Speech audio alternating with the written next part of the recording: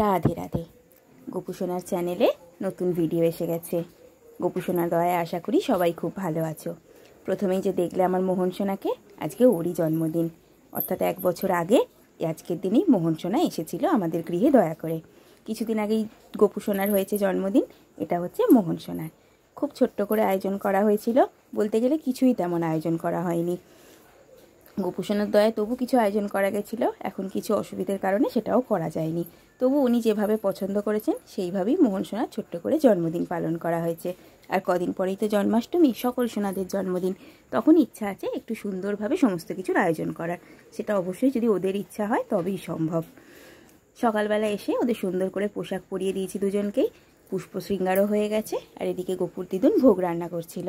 নিত্যদিন আমরা যা প্রসাদ পাই সেরকমই কিছু রান্না, স্পেশাল করে তেমন কিছু রান্না করা হয়নি, শুধু একটু পায়েস করে দেওয়া হয়েছিল গোপু সোনার জন্য আর মোহন সোনার জন্য।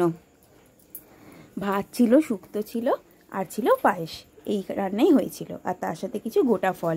আর বাচ্চাকে জন্মদিন মানে চকলেট তো দিতেই হবে, সেই চকলেটও ছিল।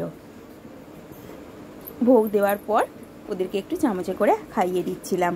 ছোট বাচ্চা তো, আমার বেশ মজা লাগে ওদেরকে খাইয়ে দিতে। মনে হয় যদি মুখে করে খাইয়ে দিই তাহলে হয়তো ওনাদের বেশি ভালো লাগবে, সেই উদ্দেশ্যেই।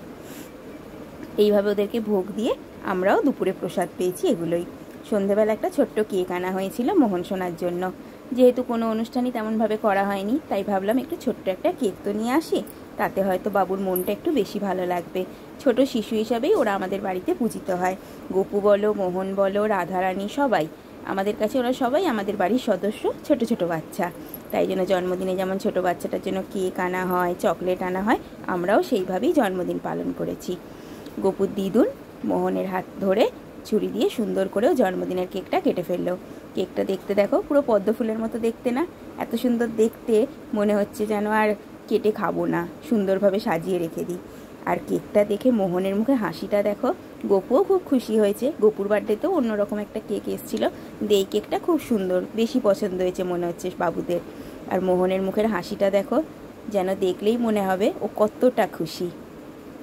গোপু সোনাও খুব খুশি, কারণ ওরও তো ভাইয়ের বার্থডে। গোপু সোনাও সুন্দর করে তাই সেজে রয়েছে।